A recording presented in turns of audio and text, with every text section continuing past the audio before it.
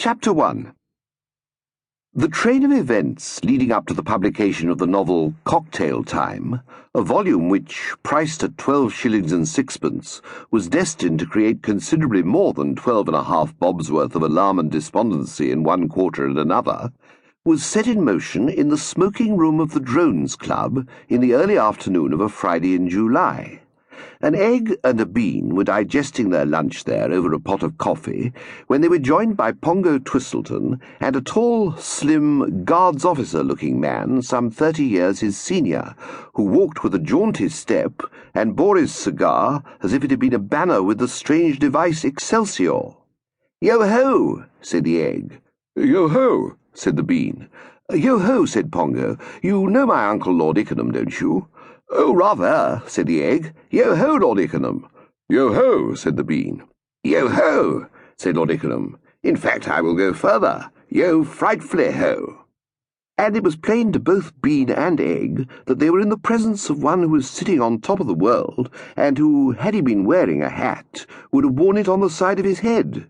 He looked, they thought, about as bumps-a-daisy as Billy-o. And indeed, Lord Ickenham was feeling as bumps-a-daisy as he looked. It was a lovely day, all blue skies, and ridges of high pressure extending over the greater part of the United Kingdom south of the Shetland Isles. He had just learnt that his godson, Johnny Pierce, had at last succeeded in letting that house of his, Hammer Lodge, which had been lying empty for years, and on the strength of this had become engaged to a perfectly charming girl, always pleasant news for an affectionate godfather, and his wife had allowed him to come up to London for the Eton and Harrow match. For the greater part of the year, Lady Ickenham kept him firmly down in the country with a watchful eye on him, a policy wholeheartedly applauded by all who knew him, particularly Pongo. He seated himself, dodged a lump of sugar which a friendly hand had thrown from a neighbouring table, and beamed on his young friends like a Cheshire cat.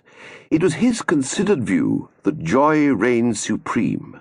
If at this moment the poet Browning had come along and suggested to him that the lark was on the wing, the snail on the thorn, God in his heaven and all right with the world, he would have assented with a cheery, "You put it in a nutshell, my dear fellow. How right you are."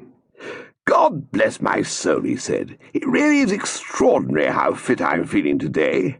Bright eyes, rosy cheeks, and the sap rising strongly in my veins, as I believe the expression is. It's the London air. It always has that effect on me." Pongo started violently, not because another lump of sugar had struck him on the side of the head, for in the smoking room of the Drones one takes these things in one's stride, but because he found... To keep listening to this audiobook, I've left you a link in the description so you can do it, at no cost thanks to Audible's 30-day free trial.